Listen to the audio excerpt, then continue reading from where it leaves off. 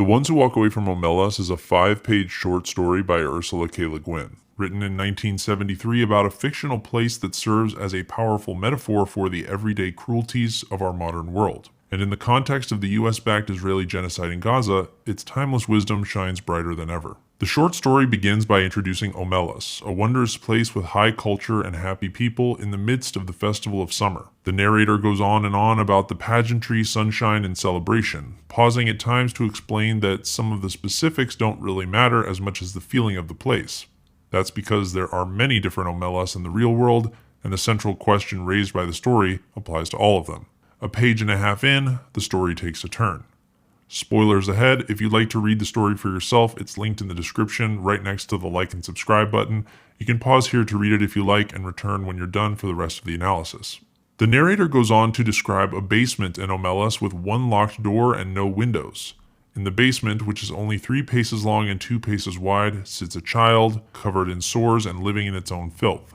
It could be a boy or a girl, the details don't seem to matter to the narrator. That's because Omelas is an allegory, a literary container for one of the largest moral questions of the world today. More on that later. This particular child is forced to live in perpetual misery, never visited by anyone except to be fed, gawked at, or abused. The narrator even refers to the child as it, without name, without gender, without dignity, and without detail. The child is even losing its ability to speak, a real phenomenon observed in traumatized people, including children in Gaza. What's worse is everybody in Omelas knows the child is there, just as we all know that Gaza is there, and Sudan is there. The children of Omelas all learn about the child as they come of age, usually between 8 and 12. Some of them understand why and some do not, but they all understand that their happiness, the beauty of their city, the tenderness of their friendships, the health of their children, the wisdom of their scholars, the skill of their makers, the abundance of their harvest, and the kindly weathers of their skies depend wholly on this child's abominable misery.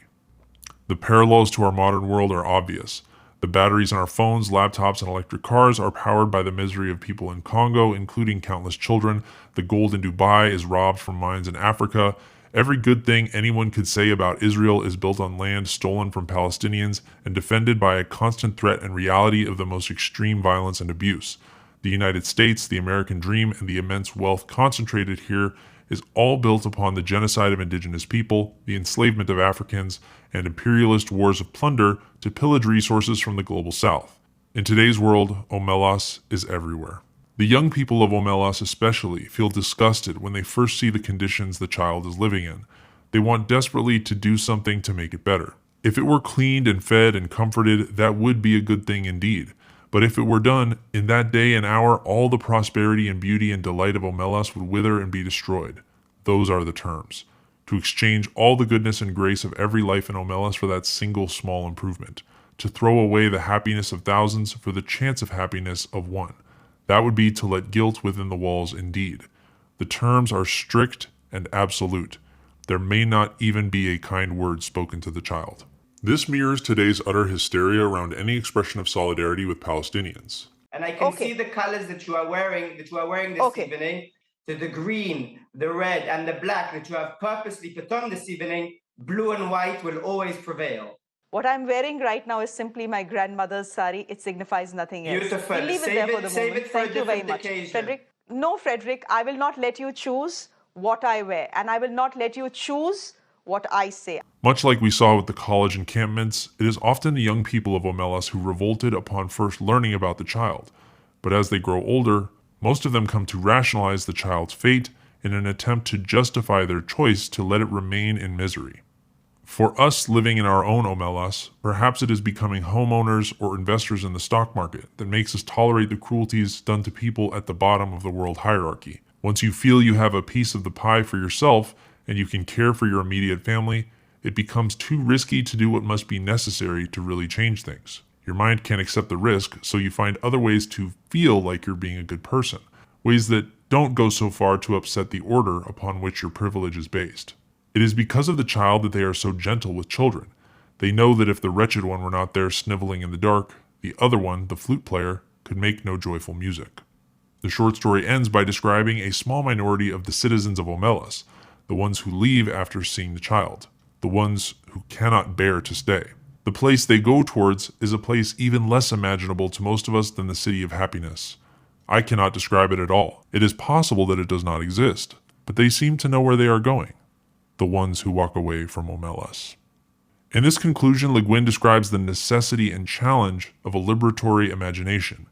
You don't have to know what exactly a liberated world will look like. You don't have to have all the answers. Liberation is an uncertain future. It is the threat of true freedom and the responsibilities that entails. And most people cannot even give themselves permission to imagine it, let alone muster the courage to walk that path. But people are doing it everywhere, in every place. What Omelas have you walked away from in your life? What Omelas are you still a citizen of right now? And what is the responsibility of the privileged few to the oppressed masses upon whom their privilege is based?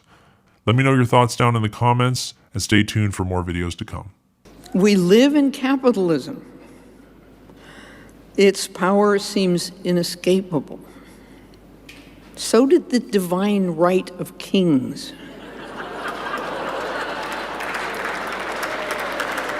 Any human power can be resisted and changed by human beings.